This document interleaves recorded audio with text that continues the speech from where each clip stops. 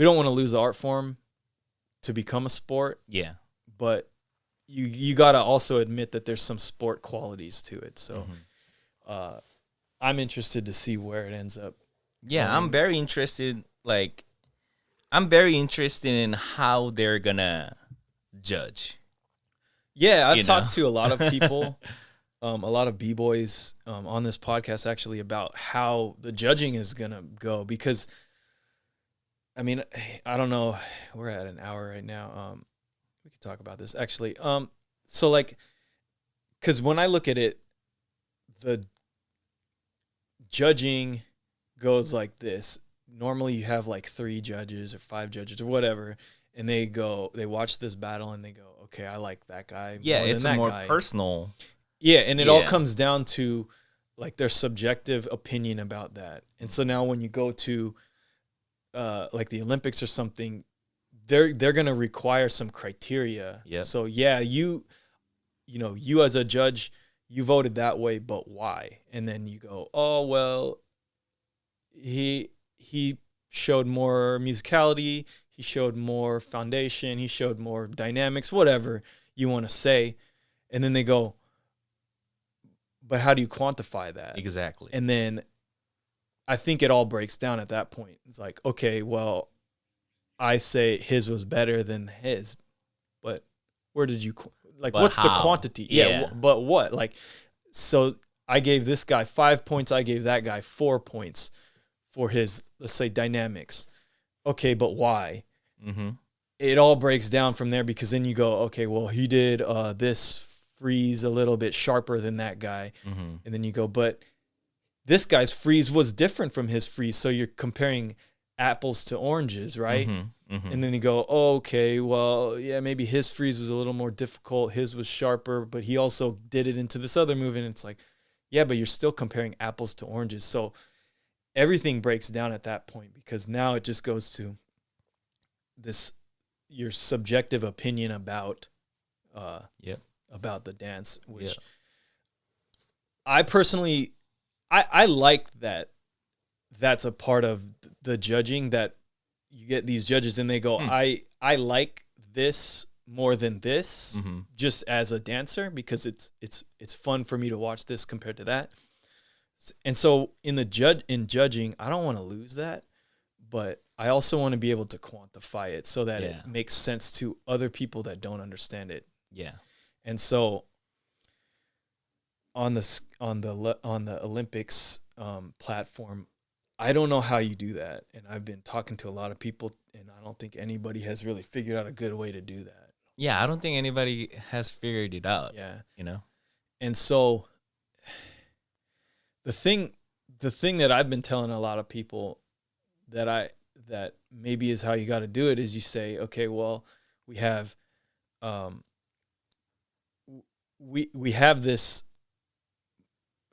let's call it bias. You know, each judge is going to have their own bias towards certain thing. Yeah. And it all comes down to what they like and what they don't like. We don't want to lose that aspect. So let's just say, okay, that counts as something, but we don't want to have one judge completely dictate it because they have this bias, because we're going to embrace that there's a bias, but let's also get more judges to help weed out bad biases. You know what I mean? Mm-hmm.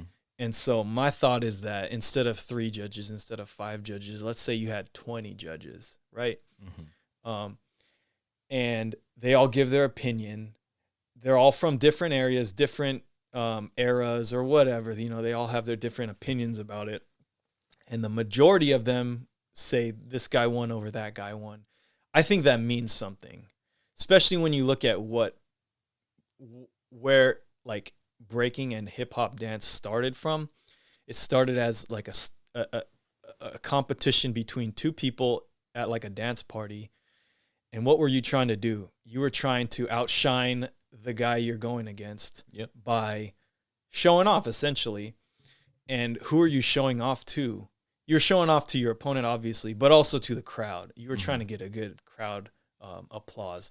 So my thought is that if your crowd now is a lot of knowledgeable judges, you're staying true to the history of hip hop still, and you're not losing this important opinion and art, creative based judging, but you're also weeding out opinions that aren't the minority, maybe. Mm-hmm. And maybe there's some more problems that come along with that. I don't know. There could easily be that, because I think there are legitimate parts of the dance that go as like an underdog kind of opinion, but they do matter. So a lot of those might not shoot up to the forefront of it. But I would say if you're pulling judges, a lot of judges from, unique places in the dance, you're at least getting a good sample of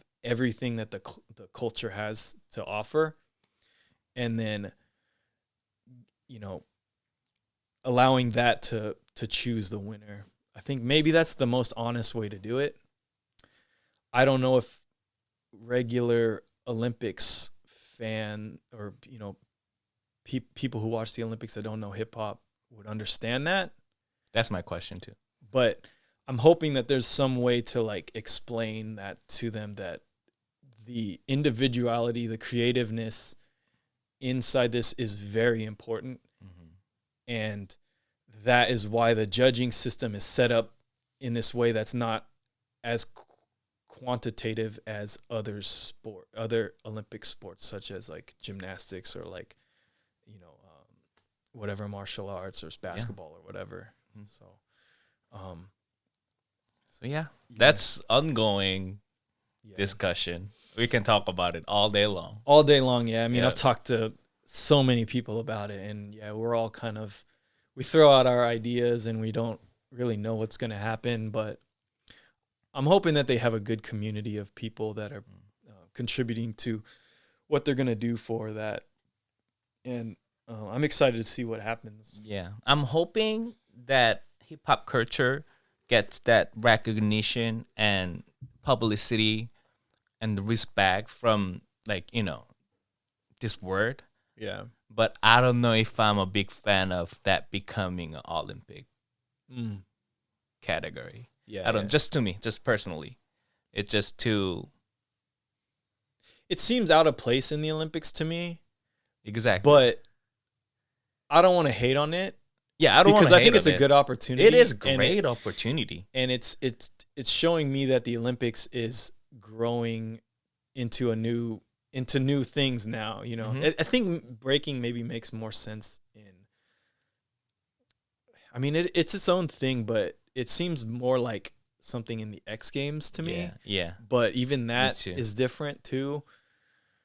It's hard to place it where it is, but I'll take what we can get, to be honest. Yeah. And make it into something good, and maybe it does a couple years in the Olympics and then it goes somewhere else. But I think that it's a good opportunity to show that breaking and hip hop is ready for something on this scale. And the community welcomes it. Yeah. Which I'm hoping the rest of the community does welcome it and doesn't just straight up hate on it. Which I think there's a lot of people that do hate on it. There's a lot of people hating on it. Yeah. Yeah.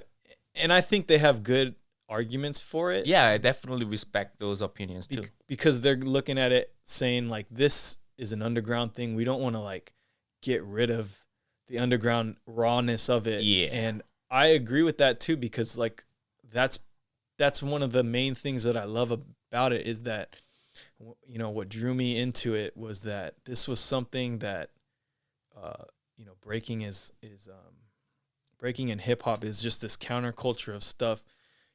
In my life, everyone's telling me do this, do this, do this, and do this. And then I found breaking and they were like, oh, you don't need to do that. What you just did is cool. How about you just go with that and just keep playing with that, and we'll see what happens with that. Mm-hmm.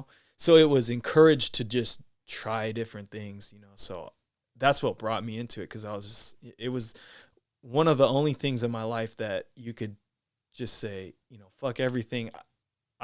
This is me. I can do what I want here. And then, I don't know.